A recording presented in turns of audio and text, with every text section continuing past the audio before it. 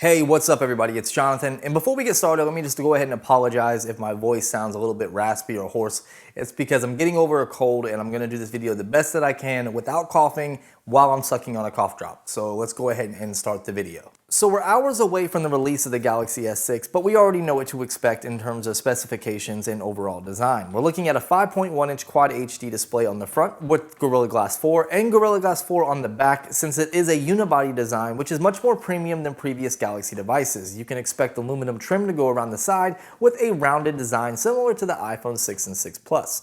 We're also looking at the octa-core Exynos chipset, 3 GB of RAM, a 2600 mAh battery that will not be removable, as well as an updated camera and an updated fingerprint sensor. There's a ton of videos out there that cover the leaked specifications and images and the design of the Galaxy S6, so I'm sure you guys don't want to hear one from me.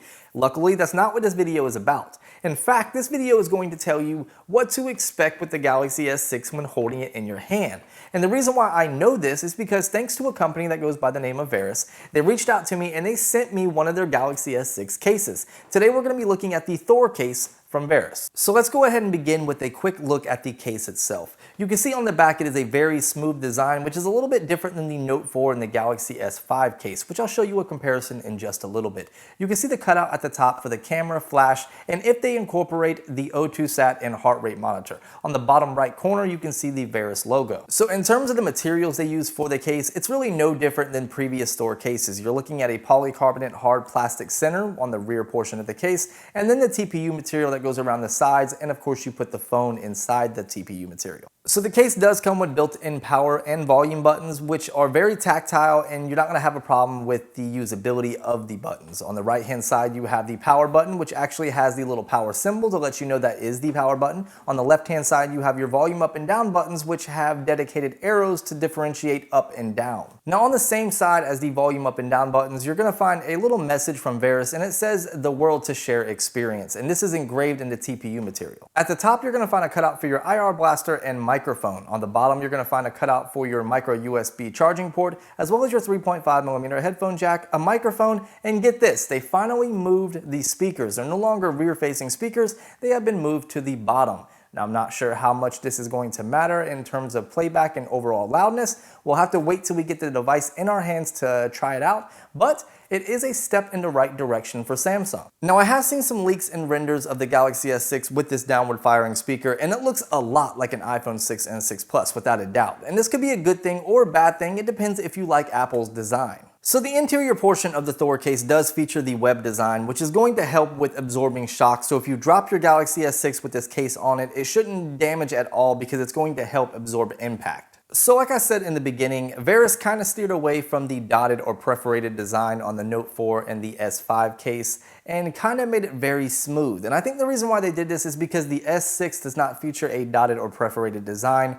It's very smooth because it's made of Gorilla Glass. And I think Verus wanted to keep the overall feel as natural as possible with the Thor series. But I can honestly say I'm not a big fan of this smooth design. I like the dotted and perforated design better. It just gives it a little bit better grip. Now that pretty much covers the case. What can we learn from this case to let us know what the Galaxy S6 is going to look like or how it's going to feel in the hand? Well, if you take a look on the corner or the edges of the interior portion of the case, you can see the Galaxy S6 is going to be really, really thin. I'm talking like iPhone 6 and 6 Plus thin. In fact, if you want to know how the Galaxy S6 is going to feel in your hand, it's pretty much going to be the same size as the 2014 Motorola Moto X. And I say this because I was able to take the 2014 Motorola Moto X and fit it inside the Galaxy S6 case, and it fits securely without bulging out or anything like that. So the edges are actually going to match up to about the same thickness as the Galaxy S6. So if you want an idea of how the Galaxy S6 is going to feel in your hand, pretty much pick up a 2014 edition Motorola Moto X and there you go. But keep in mind though, it's not going to feel identical in the hand, it's just going to be the same overall size. The 2014 and 2013 Motorola Moto X has that nice curvature to allow it to fit in the palm of your hand and be much more ergonomical. The Galaxy S6 did not really go that route. Instead, it's like an iPhone 6 mixed with an iPhone 4 or 4S. It's like the two had a baby and then out popped the Galaxy S6. So what I mean by this is the Galaxy S6 has the rounded edges and corners like the iPhone 6 and 6 Plus, but it has a glass back like the iPhone 4 and 4S. Now, whether this is a good or a bad thing, only time will tell. I'll have to hold my judgment until I get the phone itself in the palm of my hand. Now, one thing I'm digging about the Galaxy S6 is its overall compact design, especially compared to the Nexus 6, the iPhone 6 Plus, and the Samsung Galaxy Note 4, which are the three devices that I'm using currently. In fact, if you take a look at it compared to the iPhone 6, inside of a Verus Thor case, they're roughly about the same size. So if you like the form factor of the iPhone 6, you'll be perfectly content and happy with the Galaxy S6.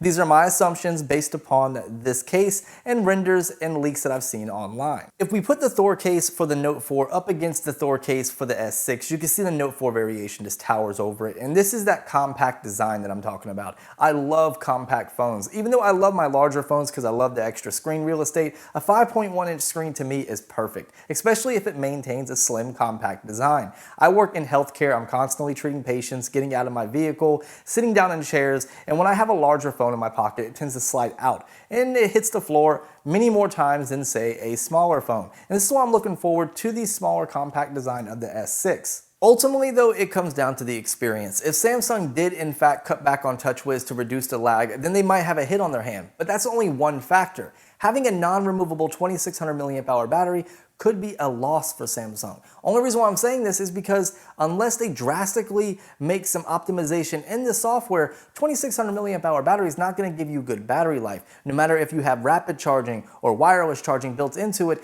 I'd rather have good battery life instead of having to stay plugged into a wall all day. That's just a personal opinion. Again, with a Quad HD display and a 2600 milliamp hour battery, you're not looking at good battery life. But ultimately, I don't know how well this phone's going to perform, and neither does anybody else until they get it in their hand. I'm going to remain very optimistic and hold my judgments until I get it in the palm of my hand to review. This is Jonathan. I hope you liked this video. If you did, give me a thumbs up. If you didn't, give me a thumbs down. Let me know why in the comment section. Subscribe if you're not already subscribed, and follow me on all my social media connections. And of course, I'll catch you guys in the next video.